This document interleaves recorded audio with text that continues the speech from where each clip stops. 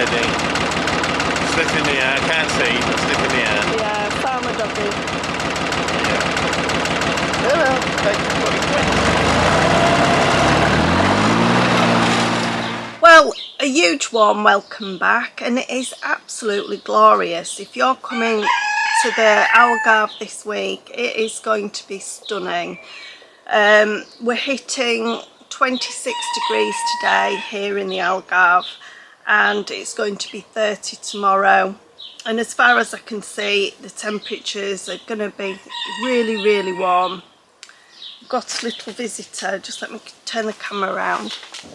Little Coco has not left my side. She's just followed me around everywhere. What happened was on Saturday night, Spencer's flight got delayed by 1.5 hours, so he didn't actually get into Faro. And now I think we got out to Faro airport about 12:15, and we got home around 1:30, and it was absolutely teeming it down with rain when we got here. Totally unexpected.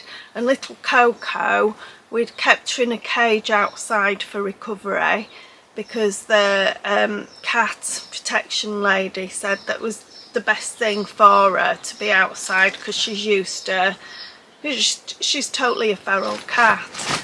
Anyway, that was Wednesday, and I was supposed to let her go on Sunday morning. What she usually does, she comes in the morning for her food, and then if we see her again, we're sort of lucky.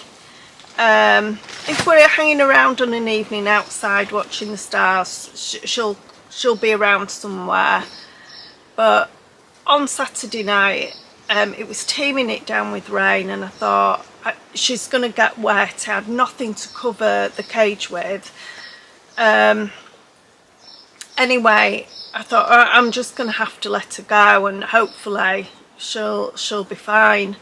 So, I mean, it was a matter of hours before I let her out anyway. So I let her out of the cage, and she was just, I expected her to dart off. And her tail was in the air, she was like really happy, and she hasn't left. She has not left my side really. She hasn't gone out of the grounds, which usually she goes down the front drive, and we don't know where she goes, she disappears. So no, she hasn't left. We did have a temporary sort of like little house that we'd made up for her, but it leaked. So on Sunday we bought her a little house to put outside the house. It's actually a dog kennel, and we put it out, and we actually bought one of those cat donut things, and it rained Sunday night, and I was really cross actually, because we paid €60 for this dog kennel, and it actually leaked all over her bed. Anyway, I've dried it out, I've put protective cover over it now, so she's all sorted. So on a night, she's actually straight away, she's gone in that as her home for night time. So she just loves her new cat bed. I will show you it. That is her new cat bed, and I'll show you a little bed in there, and that's her little donut.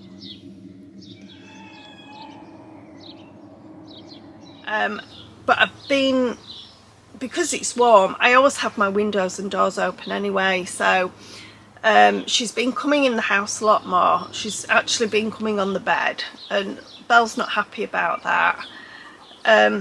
But the thing is that I actually do think it keeps Belle on her toes. I'm having a good clear out of my failures, which are the green beans. The majority of them have flowered far too early. Actually, I think that one's okay. So I'll put this one outside. But what I thought I'd do today is give it a good clear out, and then I'm going to I'm going to plant a load of seeds.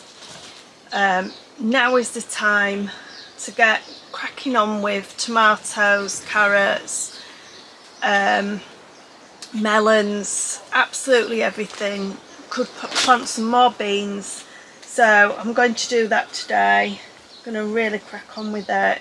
I also might even repot some things. I've got some chilies down here which they look like they could do with rehoming, so yeah, today's the day that we crack on with it. We should split those chili plants up now and put them in individual pots. You see, it's getting a bit like a jungle in here again. We've got Monge 2 growing, got the cabbages and the let me show you. We've got the cabbages here and the broccoli. The broccoli just doesn't seem to be doing anything apart from getting big leaves.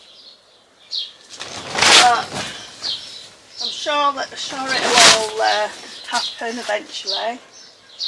I've just given my peppers some banana water because they do look like they're going to flower. Let me show you. So you just make out the little flowers that are starting to appear on the peppers. And apparently, I didn't know, but apparently peppers are better the second year. And we've just kept them in there, so hopefully.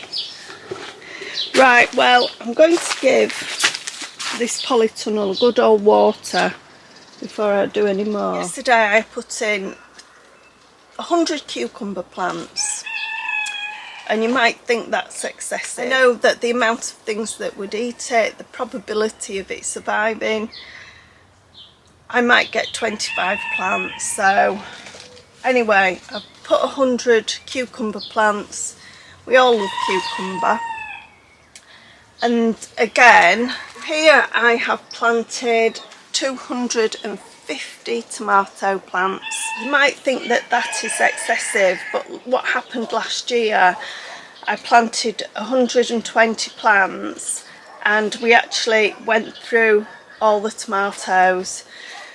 Some of them the ants got, some of the tomatoes something else got.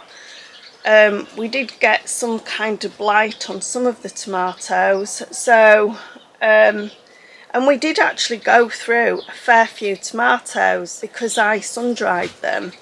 So I might even plant some more because I think that we will go through them, especially if I dry them and then we can keep them for the rest of the year. I think I might even put in 500 tomato plants because of the amount of things that eat them that aren't us. I've put in 100 melon plants so far. So I had a plan last year to make some money through the melons, and I think we actually made about 300 euros. And I think I actually put to seed in the little trades about 750 different melon types. Now the watermelons did exceptionally well.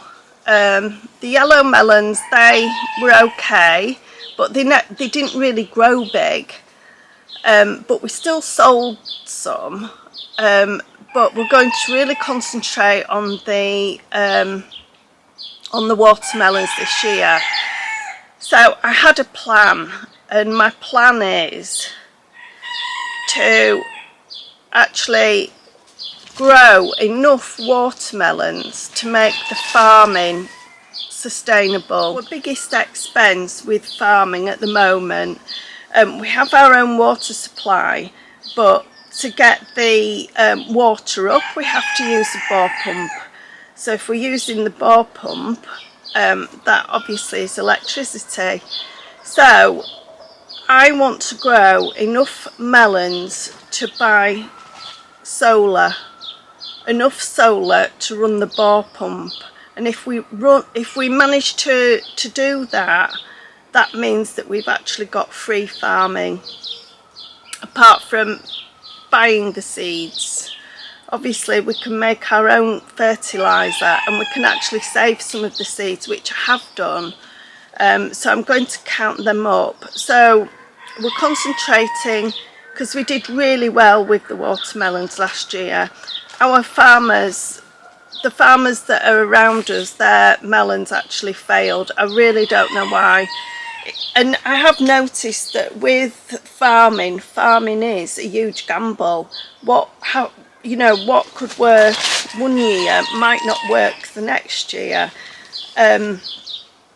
Goodness knows what they're spraying, and we all know that they are.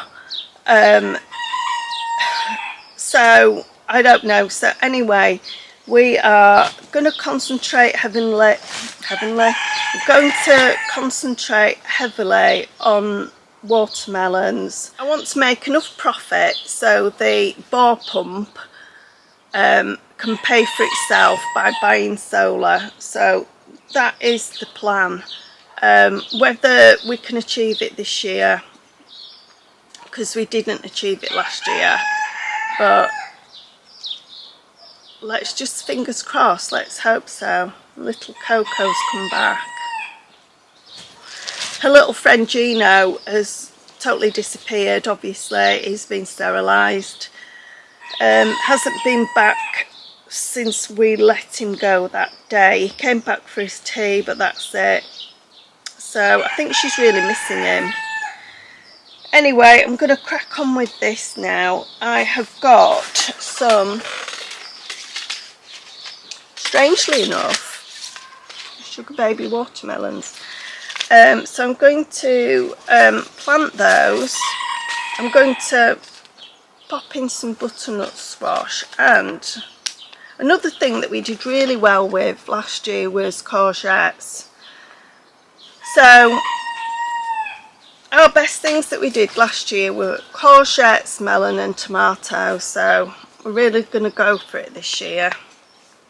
But I also have to dig out the other side of the raised bed, and for some reason it's just a lot harder. The soil is more compact on that side. I didn't put enough sand in it, so it's really hard to get stuff out.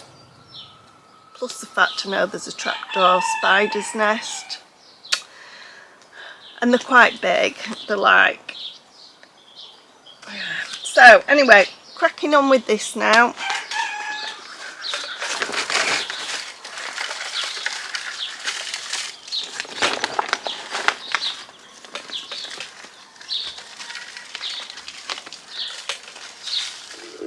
So I've filled up my seed trays, so there's 400 plants there. So I'm going to start off with the courgettes and the butternut squash. So I'm going to pop some of them in, and then I'm going to pop in some of the little gala melons, and then the rest is going to be the watermelons. I've actually saved some watermelon seeds from last year, and they're in the kitchen, so I'll go and get them when I run out. Those are the courgettes in. I'll go for the butternut squash. I think doing the zombie apocalypse video, it just shows you how unprepared you actually are.